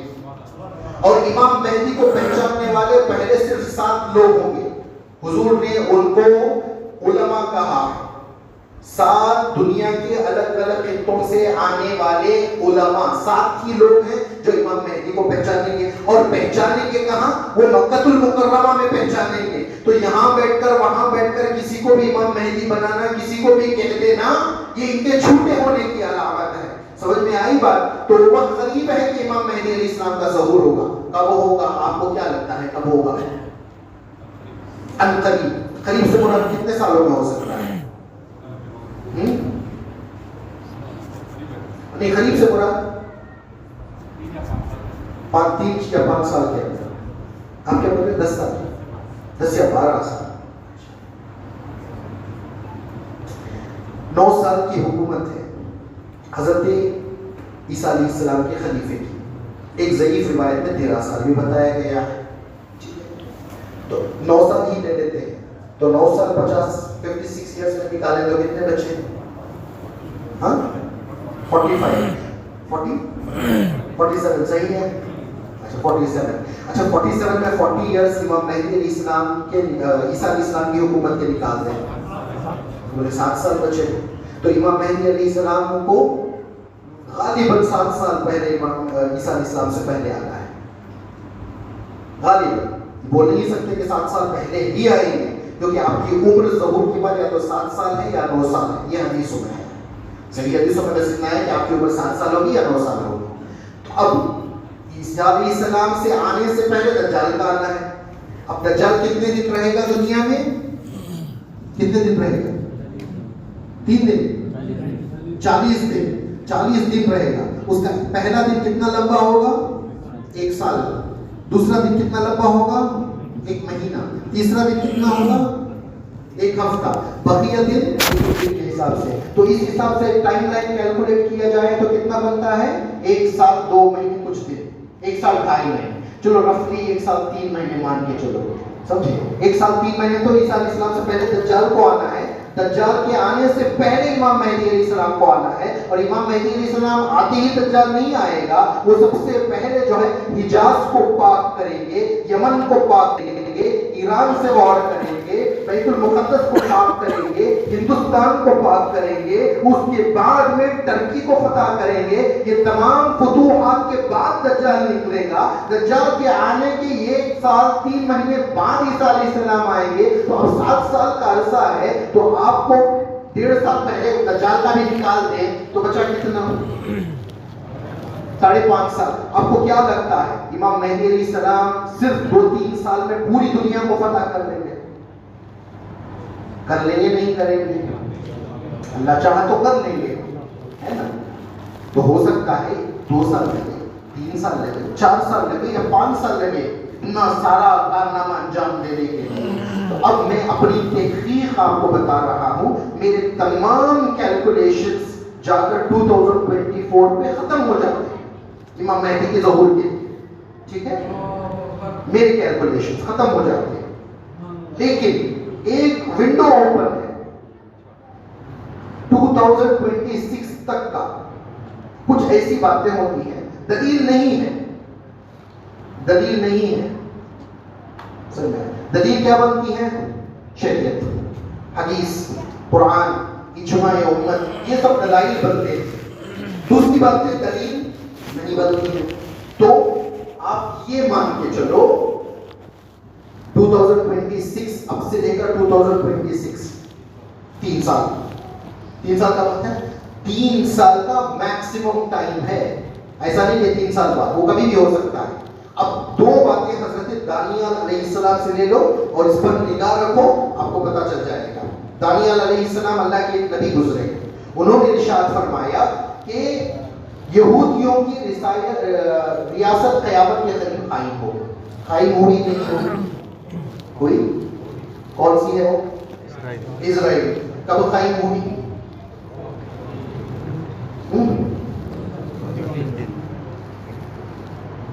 47 تو وہ آئے تھے، بیت المقدس میں آئے تھے، لیکن ریاست قائم ہونا، ان کی گورنمنٹ بننا، ان کا جھنڈا آنا، ان کی کنٹری کا نیم ڈکلیئر ہونا، وہ کب ہوا تھا؟ 73 میں.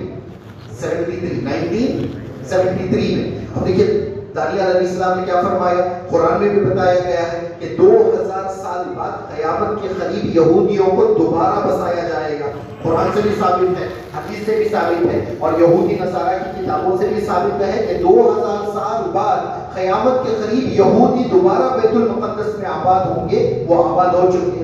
دانیال علیہ السلام نے فرمایا یہودیوں کی ریاست بیت المقدس میں جو ہے قیامت کے قریب بنے گی، اور اس کے 50 سال بعد، بننے کے 50 سال بعد ان کا زوال ہوگا. اس کے فوراً بعد امام مہدی علیہ السلام دنیا میں تشریف لائیں گے. یہ حضرت دانیال علیہ السلام نے فرمایا. تو اب 1973 میں ان کی حکومت اگر قائم ہو گئی تو 50 سال ٹھیک 2023 میں کمپلیٹ ہو گئے، تو اس سے ان کا زوال شروع ہونا ہے. زوال کے فوراً بعد امام مہدی علیہ السلام کا ظہور ہونا ہے.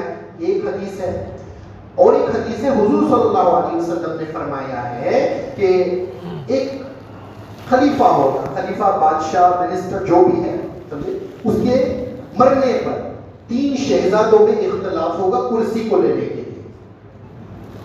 ٹھیک ہے، 3 شہزادوں میں اختلاف ہوگا کرسی کو لینے کے لیے، لیکن کسی کو کرسی نہیں ملے گی. امام مہدی علیہ السلام کا ظہور ہو جائے گا. تو اب مجھے بتائیے، آج اگر آپ جا کر سعودی حکومت کے تعلق سے تحقیق کریں گے، تفتیش کریں گے، تو پتا چلے گا کہ 3 ایسے شہزادے موجود ہیں جو آپس میں کرسی کے لیے لڑ رہے ہیں. جانتے ہیں؟ نہیں جانتے. نہیں جانتے تو جا کر آپ خود سرچ کر سکتے ہیں. یہ ایسی منگڑت بات نہیں ہے. جا کر آپ گوگل پر، نیوز چینلز پر وغیرہ آپ دیکھ سکتے ہیں کہ 3 شہزادے ایسے ہیں جو سلمان کے مرنے کے بعد سیٹ حاصل کرنے کے لیے لڑیں گے، اور وہ چاہتے ہیں کہ سیٹ انہیں مل جائے. حضور نے کیا فرمایا تھا؟ 3 شہزادے ہوں گے، خلیفے کی موت کے بعد کرسی حاصل کرنے کے لیے لڑیں گے. اس میں 3 میں سے کسی کو بھی سیٹ نہیں ملے گی، امام مہدی کا ظہور ہو جائے گا. تو اب دانیال علیہ السلام نے بتایا اس بادشاہ کی عمر جو ہے نا 90 کے آس پاس ہوگی جب وہ مرے گا. تو اب اٹھا کر دیکھو کہ سلمان کی عمر 87 ایئرز ہے. ایسا نہیں کہا کہ 90 ایئرز میں مرے گا، 90 کے آس پاس سے پورا جو ہے 87 بھی ہو سکتا ہے، 88 بھی ہو سکتا ہے، 89 بھی ہو سکتا ہے نا. تو جیسے ہی وہ مرے گا اختلاف ہوگا، اس وقت امام مہدی کا ظہور ہو جائے گا. سمجھ میں؟ تو کتنی قریب ہے. نشانیاں عقل مند کے لیے، اہل عقل کے لیے نشانیاں ہوتی ہیں، اہل نفس کے لیے نہیں ہیں. اہل نفس کو نشانیاں، دلیل کچھ کام نہیں دیتی ہیں. یہ تمام نشانیاں جو ہے اہل عقل کو کام دیتی ہے. عقل کا ہونا ضروری ہے. حضور نے فرمایا میرے دین کی اصل ہے عقل. جس کے پاس عقل ہی نہیں، سمجھے، وہ کچھ نہیں کر سکتا. تو ان تمام باتوں سے پتہ یہ چلا کہ امام مہدی علیہ السلام کا ظہور بالکل قریب ہے. اب بالکل قریب ہے تو اس سے پہلے کیا ہونے والا ہے؟ اللہ کے رسول صلی اللہ علیہ وسلم نے فرمایا تم میں سے 66% یعنی 66% لوگ ختم ہو جائیں گے. اس کے بعد میں امام مہدی کا ظہور ہوگا. 66% لوگ ختم ہو جائیں گے، اس کے بعد میں امام مہدی کا ظہور ہوگا. اگر 3 سال بھی مان لیا جائے امام مہدی کا ظہور ہو، تو ان 3 سالوں کے اندر 66% ورلڈ کا پاپولیشن ختم ہو جائے گا. تو حساب اگر لگا کر دیکھیں تو صرف انڈیا میں 80 کروڑ لوگ مر جائیں. یہ میری بات نہیں ہے، اللہ کے رسول صلی اللہ علیہ وسلم کی بات ہے. جب کوئی انکار کرے نا تو سوچ سمجھ کر انکار کرے. اگر میں کوئی بھی بات بولوں نا، آپ مجھے انکار کرو، آپ کے ایمان میں ضرور برابر فرق نہیں آئے گا. سمجھے؟ میری بات کو آپ انکار کر سکتے ہیں. किसी की भी बात को भी इनकार किया जा सकता है, समझे। औलिया की बात को भी इनकार कर देंगे, काफिर नहीं होंगे आप, हाँ बरकत से महरूम हो जाएंगे लेकिन काफिर नहीं होंगे। लेकिन अल्लाह के रसूल सल्लल्लाहु अलैहि वसल्लम ही की बात को इनकार कर देंगे तो फिर आपका क्या बना। तो जो बातें मैं बयान कर रहा हूँ अल्लाह के रसूल सल्लल्लाहु अलैहि वसल्लम की बताई हुई बातें, अगर आप इनकार कर रहे हैं तो किसको इनकार कर रहे हैं? किसी भी आलिम को पूछो कि हदीस है या नहीं है, बस ये हुजूर ने फरमाया है या नहीं फरमाया है, बस आपको खुद सब कुछ पता चल जाएगा। तो वक्त बहुत करीब है। अब ये साल आप देखेंगे मार्च से मामले शुरू हो गए, ये मार्च से मामले शुरू हो जाए, मैंने बताया था आपको मार्च से मामले शुरू हो जाए। उसके बाद कस्ताहाली, लोगों में परेशानियां, मुसीबत और लोगों का मरना, जंगें वगैरह, ये सब अभी से शुरू होने वाला है। अब शुरू होना है तो हमें क्या करना है? हमारी जान है, हमें अभी जिंदगी मिली है, अब तक तो कुछ नहीं किया है, कम से कम अब कोशिश करके अल्लाह उसके रसूल के लिए कुछ ना कुछ करना, इरादा मुसम्मम बनाना कि मुझे रोज अल्लाह उसके रसूल को राज़ी करने के लिए कुछ ना कुछ करना, दीन की खिदमत करना, उम्मत के लिए दुआ करना, और सबसे पहले आप शरीयत और सुन्नत के पाबंद होना, फराइज़ वाजिबात पर जम जाना, 5 वक्त नमाज पढ़ना, है ना, ये तमाम चीजें अशद जरूरी है। अगर ये नहीं है तो खत्म हो जाए, बर्बाद हो जाए, ठीक है। तो मुख्तसर खिताब करना, मैंने बता दिया था, मैं खिताब छोड़ चुका हूँ, मेरा मूड ही नहीं होता है खिताब करने का, बस आपने बुला दिया, आपने बोला कि कुछ बातें बोलो तो मैंने अपनी बातें बोली। अगर आपको कुछ सवाल जवाब करने हैं तो आप कर सकते हैं। सवाल जवाब है कि कोई सवाल जवाब? आप सवाल जो है ना ऐसा पूछिए वो जरूरत हो आपकी, बस सवाल पूछने के लिए मत पूछिएगा।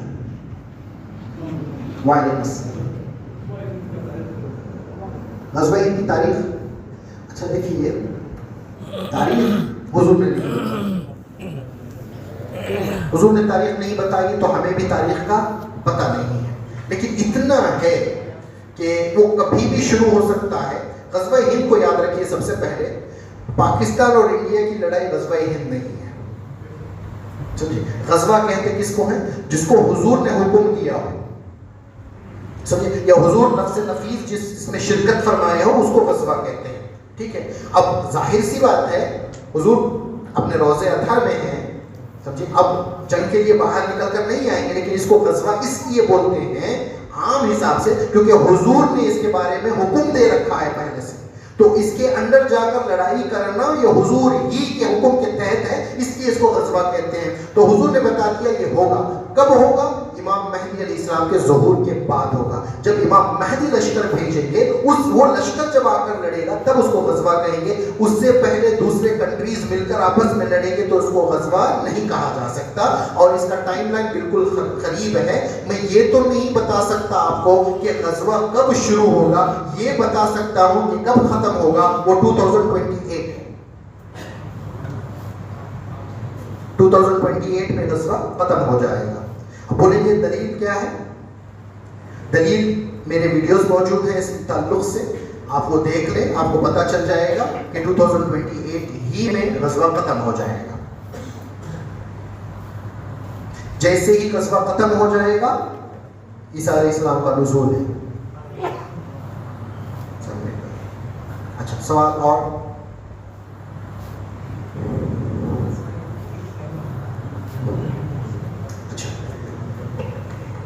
अब क़यामत की जो बड़ी 10 निशानियां हैं उसके बारे में कहीं ये दलील नहीं मिलती है कि कौन सी पहले कौन सी बात होगी। इसमें 3 बातें ऐसी हैं कि ज़रूर भी ज़रूर पहले होंगी, वो इमाम महदी अलैहिस्सलाम का ज़ुहूर है, दज्जाल का आना, उसके बाद ईसा अलैहिस्सलाम, उसके बाद में जो है याजूज माजूज का आना। रहा मलहमतुल उज़्मा, ये तो है कि ये महदी अलैहिस्सलाम के आने के बाद होगा, मलहमतुल उज़्मा महदी अलैहिस्सलाम के ज़ुहूर के बाद होगा, लेकिन जंगें साइमल्टेनियसली बहुत जगहों पर चल रही होगी, क्योंकि हदीस शरीफ में ये आता है कि हुजूर ने फरमाया जब ग़ज़वतुल हिंद के गाजी हिंद को फतह कर जो है वापस लौटेंगे तो बैतुल मुक़द्दस में ईसा इब्ने मरियम को पाएंगे। तो मलहमतुल कुबरा तो ईसा इब्ने मरियम से पहले है, तो साइमल्टेनियसली भी हो सकता है। अंदाज़ा लगाया जाए तो ग़ज़वतुल हिंद जो है काफ़ी दिन चलेगा, ये 1-2 दिन की बात नहीं है। मलहमतुल कुबरा तो वो बहुत کم دنوں کے لیے ہے، تو ہو سکتا ہے کہ غزوہ ہند شروع ہو جائے، رفتہ رفتہ یہاں پر جنگ جاری ہو، وہاں پر ملحمۃ الکبریٰ پھوٹ پڑے اور وہ ختم بھی ہو جائے، یہاں اور جاری، یہی معاملہ بنتا ہے۔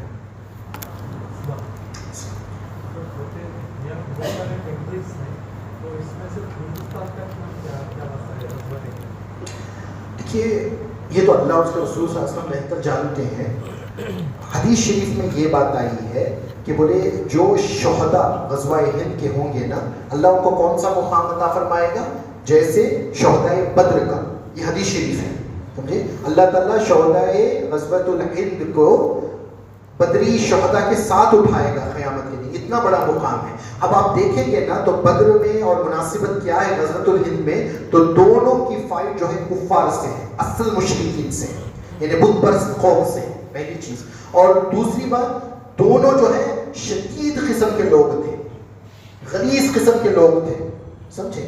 تو ان باتوں کو دیکھا جائے تو اس کی مناسبت ہے، تو اس وجہ سے بولا ہوگا، لیکن اللہ اس کے رسول بہتر جانتے ہیں کہ کیوں بولا ہوگا، سمجھے؟ لیکن ہمیں کیا بولا گیا ہے کہ جو اس میں حصہ لے اس کا مقام اتنا بلند کہ ہمیشہ کے لیے جہنم سے وہ بری ہو گیا اور افضل الشہداء کا لقب مل گیا۔ ابو ہریرہ رضی اللہ تعالیٰ عنہ نے فرمایا اگر میں اس وقت موجود رہوں تو اپنا سارا نیا پرانا مال سب کچھ اس میں جھونک دوں گا اور اس میں حصہ لوں گا، سمجھے؟ تو اب ہمیں تو یہ دیکھنا چاہیے کہ صحابی نے اس سے کیا عکس کیا ہے، کیا کیا ہے، کیا کرنا چاہتے ہیں صحابی، تو ہمیں بھی وہی کرنے کی نیت کرنا ہے بس۔ اب بولیں گے نا بہت سارے لوگوں کو جہاد کے بارے میں خیال ہی نہیں جاتا ہے نا، خیال ہی نہیں جاتا ہے۔ یاد رکھو آخری زمانے میں حدیث ہے، نعیم بن حماد رضی اللہ تعالیٰ عنہ امام بخاری کے استاد ہیں، انہوں نے فرمایا جس مسلمان کے دل میں جد و جہد جہاد کرنے کا جذبہ نہیں رہے گا وہ منافقت کی موت مرے گا، منافقت کی موت مرے گا، سمجھے؟ تو اب طے کر لو اللہ کی بارگاہ میں مومن بن کر جانا چاہتے ہیں، منافق؟ دین کے لیے سب کچھ بھول جاؤ، اپنے آپ کو، اپنے نفس کو، اپنی دنیا، اپنے گھر بار، سب کو دین کے لیے سب کچھ لٹاؤ، سمجھے؟ تبھی کچھ ہو پائے گا۔ اب لوگ ڈرتے ہیں نا، موت سے ڈرتے ہیں۔ حضور نے فرمایا آخری زمانے میں یہ امت پست جو ہو گئی ہے اس کا سبب صرف یہ ہے کہ ان کے اندر موت کا خوف آ گیا ہے، یہ نہیں ہوتا تو یہ پست نہیں ہوتی، موت کا خوف۔ موت کیا ہے؟ موت تو آنی ہی ہے، آنی ہی ہے نا، پتہ نہیں کیسے آئے، اور سکرات کا جو عالم ہوتا ہے وہ بھی بہت سخت ہوتا ہے، لیکن شہید کے بارے میں حضور نے کیا فرمایا ہے؟ شہید جب مرے گا تو اس کو جو ہے اتنا بھی درد نہیں ہوگا جتنا چینٹی کاٹنے سے ہوتا ہے۔ تو بتاؤ سکرات والی درد والی موت میں مرنا بہتر ہے یا شہادت والی باعزت موت لینا بہتر ہے؟ بتاؤ، ہے نا؟ تو اس میں ڈرنے والی بات نہیں ہے، سمجھے؟ اللہ کی ایک تجلی شہید کو دیکھنے کو ملتی ہے شہادت کے وقت، وہ کسی کو نہیں ملتی۔ یہ ایسی بڑی نعمت ہے کہ جنت میں سب چلے جانے کے بعد کوئی جنت کے باہر آنا پسند نہیں کرے گا سوائے شہیدوں کے۔ شہید جو ہے جنت میں جانے کے بعد بھی تمنا کریں گے اللہ دوبارہ دنیا میں بھیج، دوبارہ شہادت کا موقع عطا فرما تاکہ وہ تجلی دیکھا جائے۔ تو وہ ایک ایسا انعام ہے نا، وہ تو شہادت سے ہی ملے گا۔ تو جذبہ انسان کے اندر ہونا چاہیے، سمجھے؟ اس چیز کا۔ اب یہ سوچیں کہ میرے اندر تو طاقت نہیں، اگر میں اپنے بارے میں بولوں نا تو جتنی آپ لوگ بیٹھے ہوئے ہیں سب سے کمزور میں ہوں، سب سے کمزور میں ہوں، میرے اندر کوئی طاقت نہیں ہے۔ تو طاقت کی بنیاد پر آپ جد و جہد کریں گے؟ بولے نہیں، توکل پر کریں گے، اللہ کی توکل کریں، اللہ پر توکل کر کے کریں گے، اپنے اوپر بھروسہ کر کے نہیں، اللہ پر توکل کر کے، سمجھے؟ اب بولتے ہیں نا کہاں ہیں وہ صحابہ، ان کی ضرورت ہے، وہ اپنی جگہوں پر ہے، تو لین دین کرنے والے ہیں سنی جو دنیا سے گزر گئے، ان سے بھی لین دین کرتے ہیں نا، کبھی فاتحہ خانی کر کے فاروق اعظم سے بھی مانگو، مولا کائنات سے بھی مانگو کہ جو ذوق، جو ہمت، جو طاقت آپ کو اللہ نے دی تھی اس کا صدقہ ہمیں عطا فرمائے تاکہ ہمیں بھی دین کی خدمت کا شرف مل جائے۔ یہ مانگو، یہ مت مانگو میری دکان یہ ہو جائے، میرا مکان یہ ہو جائے، یہ واحیات چیزیں مت مانگو، یہ واحیات، کیونکہ یہ سب چیزیں ختم ہونے والی ہیں، لیکن یہ چیزیں مانگیں گے تو یہ داعی نہیں ہے، سمجھے؟ تو جذبہ بڑھاؤ۔ اور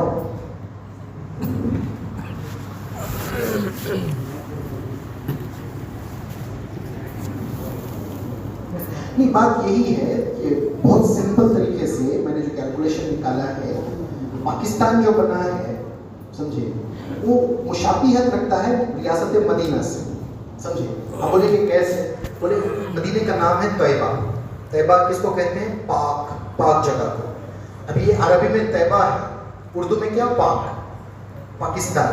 سمجھ میں آ گئی بات؟ لیکن اب دوسری بات یہ ہے کہ جو بھی کام مدینہ شریف میں 1 سال میں ہوا ہے وہی کام پاکستان میں 10 ایئرس میں ہوا ہے. تو 10 ایئرس ہو گیا. تو ہجرت کے کتنے سال بعد مکہ فتح ہوا؟ سمپل اس میں بتا رہا ہوں میں. 8 ایئرس بعد فتح ہوا. تو اب فتح الہند کب ہونا چاہیے؟ 80 سال بعد. تو آپ کیلکولیٹ کر لیں، آپ کو ڈیٹ مل جائے گا. میں نے صرف 2-3 باتیں بتائی ہیں، ہر بات سملیرٹی ہے، ہر بات. پہلی جنگ میں مسلمانوں کو کامیابی ملی تو پہلی جنگ میں ان کو کامیابی ملی. سمجھے؟ جنگ احد میں ان کو جو ہے دوسری جنگ میں پرابلم ہوا تو ان کو بھی دوسری جنگ میں پرابلم ہوا. سمجھے؟ تو یہ کیلکولیشن بہت وسیع ہے. میں یہاں پر بولنا مناسب نہیں سمجھ رہا ہوں کسی وجہ سے. اس کا پورا ویڈیو آڈیو سب آپ لوگوں کے پاس موجود ہے، جس کو چاہیے کوثر بھائی سے یا لے لیجیے، وہ موجود ہیں. وہ سب ریکارڈنگ پوری ڈیٹیل میں کیلکولیشن موجود ہے. اس جگہ پر بیٹھ کر یہ باتیں کرنا زیادہ مناسب نہیں ہے. اور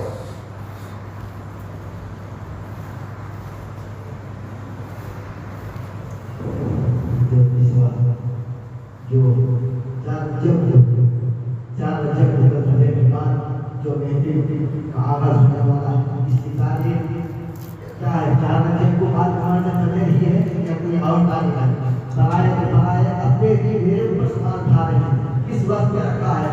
بات سارے لوگوں کو ضرورت ہے.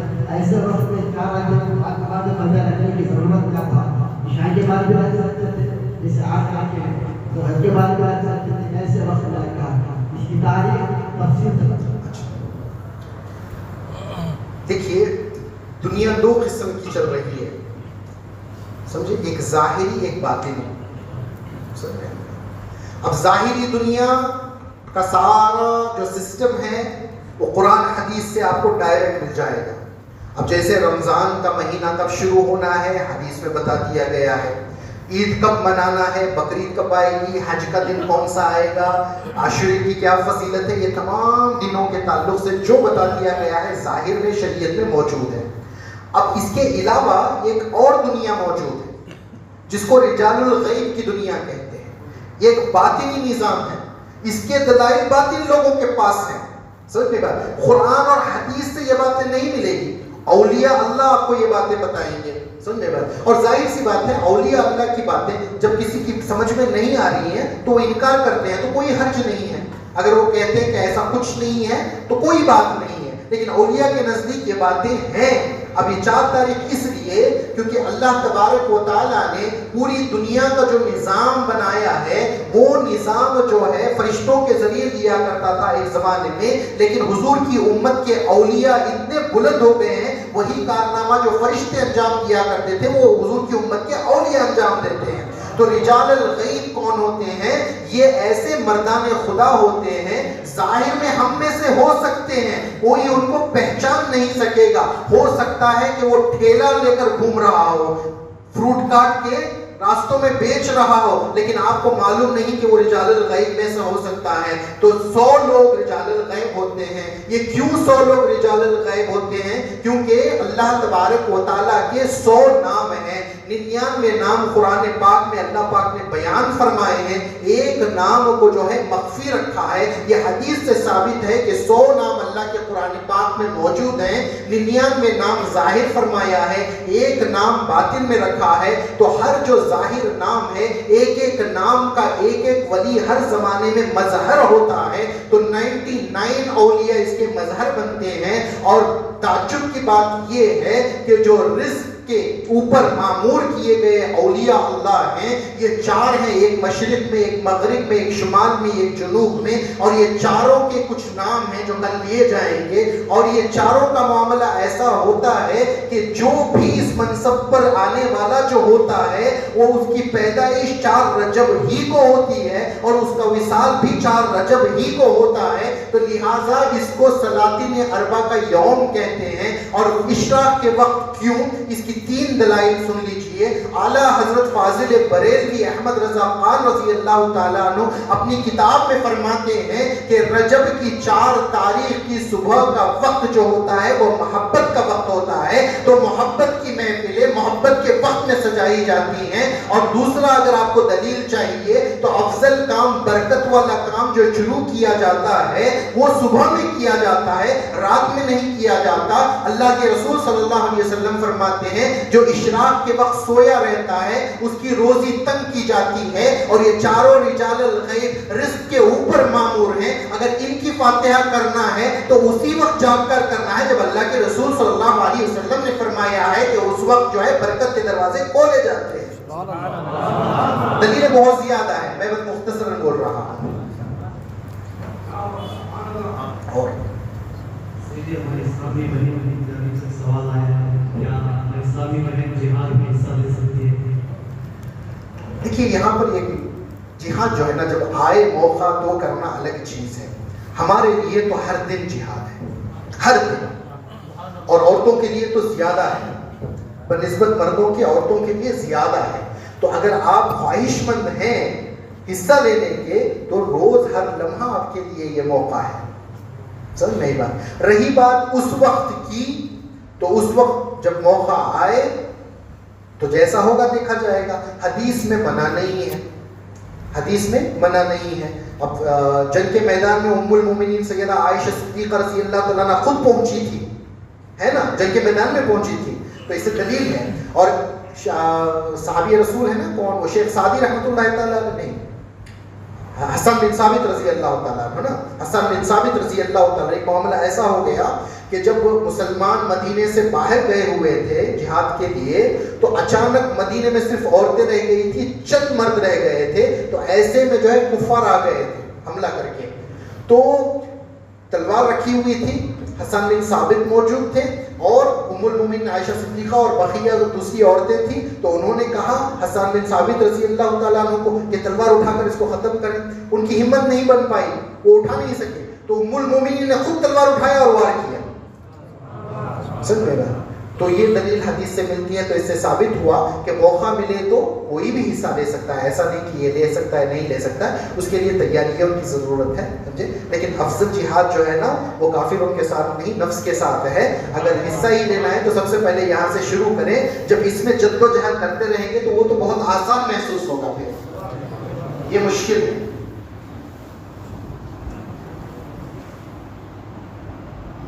اب ہمیں کرنا کیا چاہیے؟ ریشن جمع کر کے رکھنا چاہیے. اب اس کے اوپر بھی کچھ لوگ بولتے ہیں ریشن جمع کر کے رکھنا یہ مومن ایمان کی نشانی نہیں ہے.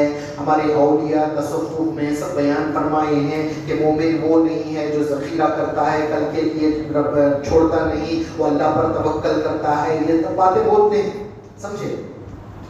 لیکن یہ کوڑے ہیں علم سے، ایسے باتیں کرنے والے کوڑے ہیں علم سے. ہاں اپنے نفس کے لیے ذخیرہ کرنا منع کیا گیا ہے، سازگار حالتوں میں ذخیرہ کرنا منع کیا گیا ہے.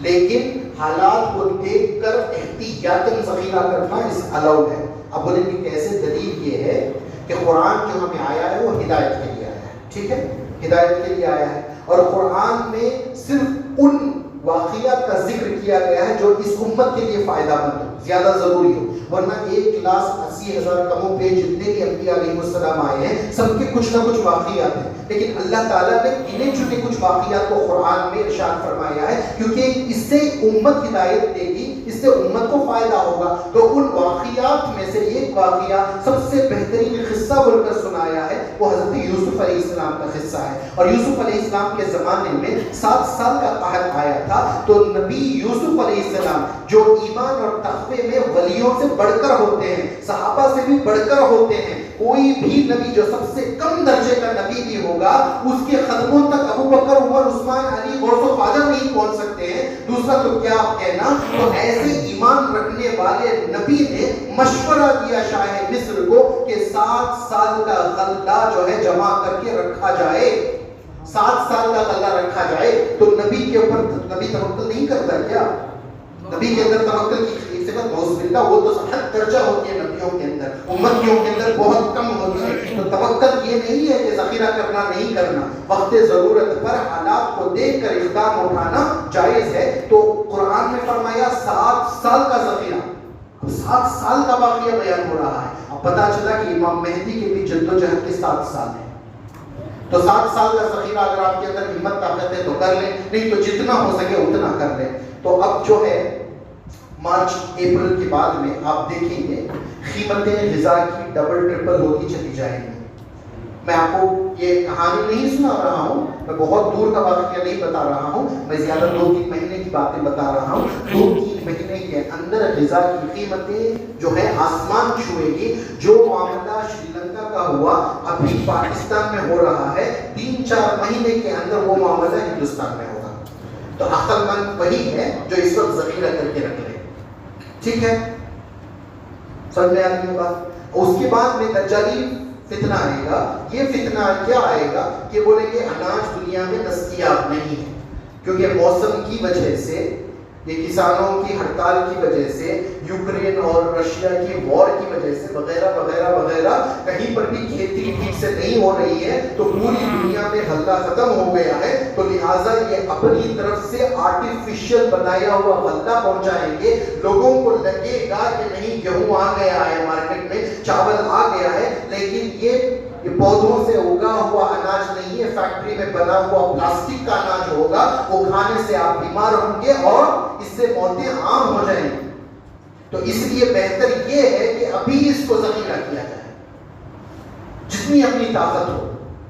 جب طاقت نہیں ہے، طاقت جواب دے دے، آپ کے اندر حیثیت نہیں ہے تب کیا کریں؟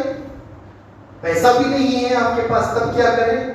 تب تقوی اختیار کر سبحان اللہ الحمدللہ ولا الہ الا اللہ واللہ اکبر پڑھتے رہا کریں. کیونکہ حضور نے فرمایا میری امت کا اس وقت جب ان کے پاس غذا موجود نہیں رہے گی، وہ یہ تسبیح غذا کا کام لے گی. یہ حدیث شریف ہے. اسماء بنت قیس رضی اللہ تعالیٰ عنہ اس کی راوی ہے، سمجھے، یہ حدیث موجود ہے. لیکن یہ اس وقت جب آپ کے پاس واقعیتاً کچھ بھی باقی نہیں رہا، تو اس وقت اطمینان سے توکل کر کے وضو کر کے سبحان اللہ دل سے اللہ کی تسبیح، اللہ کی تکبیر بیان کرتے رہیں. انشاءاللہ اللہ تبارک و تعالیٰ آسان فرما دے گا. بس کیونکہ ہم لوگ جو آئے ہیں وہ کل کے لیے آئے ہیں. اصل فاتحہ کل کی ہے، اور وہ کیونکہ فجر کے فوراً بعد اشراق کے وقت میں شروع کرنا ہے اور 3 گھنٹے مکمل فاتحہ چلے گی. ٹھیک ہے، تو ایسی صورتحال میں آپ لوگ جو ہے تھوڑا آرام کر لینا بہتر ہے. ایسا نہ ہو کہ آدھی رات تک بیٹھ کر فجر کو ہی قضا کر لے. فجر میں ہی قضا ہونی چاہیے. فاتحہ کرنا مستحب ہے، فجر کا پڑھنا فرض ہے. سمجھ میں بات. ایک واقعہ بتاتا ہوں. حضور صلی اللہ علیہ وسلم کے پاس ایک صحابی آئے، یا رسول اللہ مجھ سے یہ گناہ ہو گیا. حضور نے نظر انداز کیا، چھوٹو چھوٹو کوئی بات نہیں، اللہ کی رحمت بڑی ہے. بولے یا رسول اللہ واقعی تو بہت بڑا گناہ ہو گیا. میں نے تو چھوڑو، اللہ کی رحمت بہت بڑی ہے. بہت بولا، ارے پہلے تو کیا بہت بڑا گناہ ہو گیا، اتنا بڑا کیا گناہ ہو گیا، چھوڑو چھوڑو. لیکن آخر میں تنگ آ کر حضور نے فرمایا کتنا بڑا گناہ ہو گیا، کیا فجر کی نماز قضا ہو گئی؟ تو حضور کے نزدیک بڑا گناہ کیا ہے؟ فجر کی نماز قضا ہوگا. تو مستحب کاموں میں وقت لگا کر جو ہے فرض کو چھوڑ دینا یہ ذبح نہیں دیتا. یاد رکھو ہمارا مزاج بدل گیا ہے. ہم لوگ کیا سمجھتے ہیں فاتحہ خوانی کریں گے تو جتنی برکات آئیں گی وہ کسی میں نہیں آئیں گی. واقعیتاً فاتحہ خوانی کرنے سے برکات ملتی ہیں، آپ کو عرس کرنے سے برکات ملتی ہیں، میلاد کی مجالس سجانے سے برکات ملتی ہیں. لیکن جتنی برکات فرائض اور واجبات پر عمل کرنے سے ملتی ہے، ایسی برکات کسی نفلی عبادت میں نہیں ملتی. یقین جان. ہاں آپ فرائض پر پابند ہو گئے، واجبات پر پابند ہو گئے، اس کے بعد میں آپ ہلکا سا کوئی کام بھی کریں گے نا تو آپ کو ایسے لگے گا جیسے پہاڑوں کی برکات مل رہی ہے. تو یہ نتیجہ ہے وہ فرائض کا، درغی کا. فرائض پر عمل کر کے بعد میں مستحب پر عمل کرنا. سمجھے؟ اس کی مثال اور دے دوں.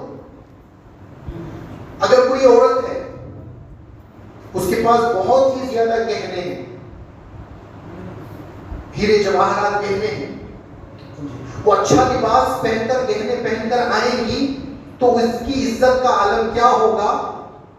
اگر وہ بہرحینا کپڑوں کے بغیر زیور صرف پہن کر آ جائیں گی تو اس کا معاملہ کیا ہوگا بتائیے؟ اس کے زیور کے باوجود اسے کوئی عزت کی نگاہ سے دیکھے گا؟ نہیں دیکھے گا. کیوں؟ کیونکہ بولے سطر کا چھپانا تو فرض تھا. سطر کا چھپانا فرض تھا. اگر وہ گہنے نہ بھی پہنتی، ڈھک کر آتی، تب بھی لوگ اسے عزت کی نگاہ سے دیکھتے. تو یہی معاملہ بندے کا اللہ کے سامنے ہے کہ جو فرائض پر عمل کرے گا اس نے بہت بڑا کارنامہ انجام دیا. فرائض کو چھوڑ کر مستحبات میں لگ جائے گا، اس کی مثال ایسی ہے جیسے گہنے تو لاد لیے ہیں لیکن برہنہ پھر رہا ہے. تو پہلے فرائض واجبات پر عمل کرو، پھر مستحبات پر.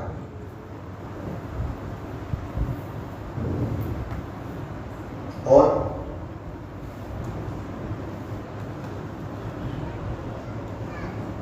بس جی کل فجر کو آنا ہے آپ لوگوں کو. فجر کی نماز کے فوراً بعد ناشتے کا انتظام ہوگا. ناشتے کے بعد اشراق کے وقت میں ہم فاتحہ خوانی شروع کریں گے. 3 ساڑھے 3 گھنٹے لگ جائیں گے.